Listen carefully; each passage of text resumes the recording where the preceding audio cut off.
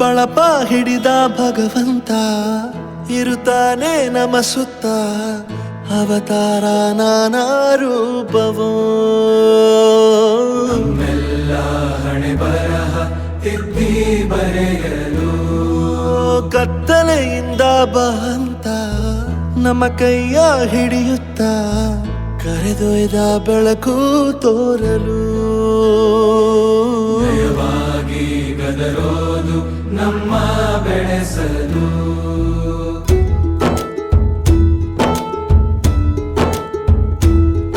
ಭಾಷೆ